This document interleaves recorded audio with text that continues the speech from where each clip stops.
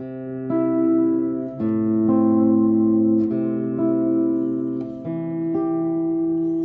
like to spend a moment or two and introduce you to the seventh in our series of harmonic mechanisms for the mind. What I've just played here is the seed for an entire row of things that we could play. We're going to be looking at, in each instance, at a tenth. If you're unfamiliar with what a tenth is, if we start from any given note, again, we're going to be in the key of no sharps, no flats here, as we are for all of these in this series. If we start on C and count up scale steps, 1, 2, 3, 4, 5, 6, 7, 8, 9, 10, just straight up the major scale, that's the interval of a tenth. Now a tenth is a compound third. Here's a third, C, D, E, C, E. So sometimes having thirds right next to each other on the guitar this way, the tuning and intonation can get a little problematic. So if we displace this E up an octave, we're going to get our tenth now. So it's a little easier to invoke that major third sound without the tuning getting problematic.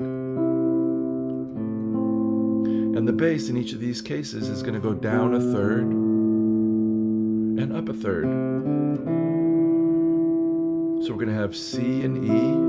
The bass is going to go down to A, and A is going to get its tenth. Here's 5 and 5 on strings 6 and 3. So 3 and 5, 5 and 5, 3 and 5, and now the third above C, which is E, with a G on top, second and third fret. So we're going to have this little composite. And this is nothing to play fast. We want to be looking at this and recognizing these intervals in our mind, and also becoming accustomed to the shapes they take. So this is a major third, a major tenth with the root on the 5th string. This is a minor tenth with the root on the 6th string. 1, 2, 3, 4, 5, 6, 7, 8, 9, 10. And here's a minor tenth on the 4th string root. So now as we go up, maybe we could think about it before we do it. If we had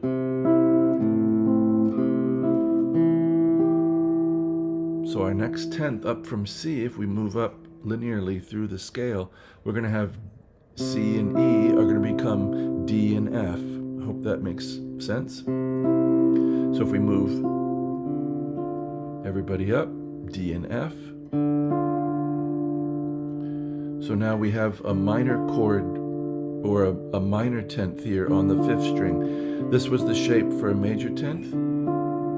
Minor tenth here at the 5th and 6th frets.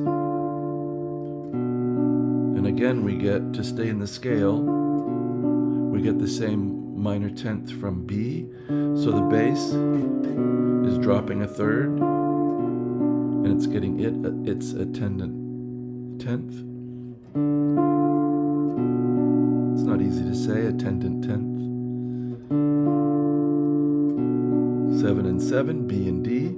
And now we need the third above with its tenth, F and A. See, that A is already bothering me a little bit. A little sharp. So whenever you're sharp, I think I've talked about this before, whenever you're sharp, pull on the string before you're inclined to use the peg. Try to bring it down by pulling it. So here's 5 and 6, 7, 7, 5 and 6, 3 and 5, D and F, B and D, D and F, F and A. Now if we move everybody up, D and F become E and G.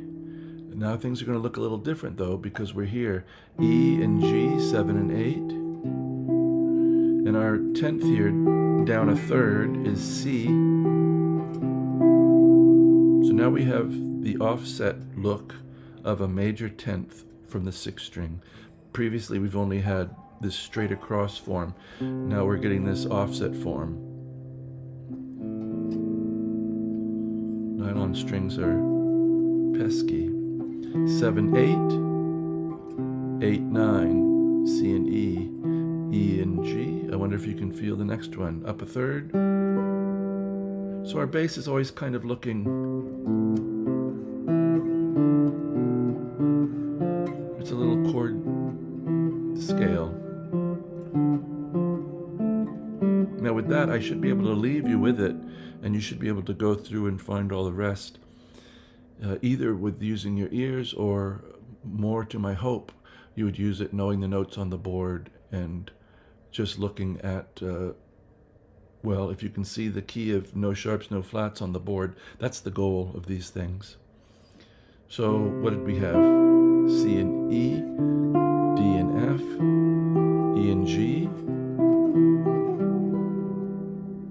Now F and A, 8 and 10, 10 and 10, 8 and 10, 7 and 8, I hope you're getting the hang of it, 10 and 12, G and B, E and G, 12 and 12, 10 and 12, B and D is 9 and 10 frets. We'll do a couple more.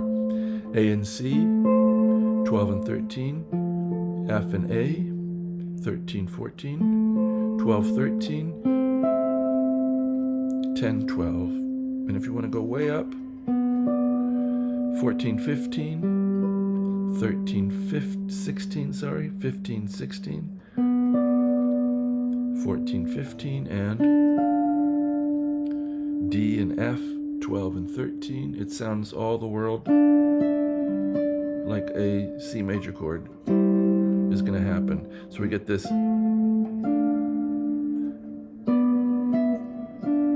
that sounds like G7 to my ear.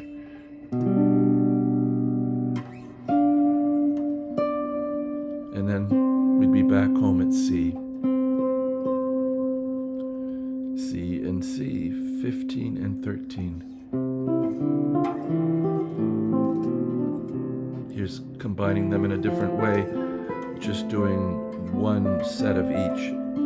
So just tenths. Very powerful interval, particularly if you want to improvise in a contrapuntal style. I've gone on too long. I'm trying to keep these short, so I hope this is of interest to you. You find something in it, maybe make some connections or have a light bulb or two go off. That's always my hope. And I'd like to wish you, as always, a very, very good day.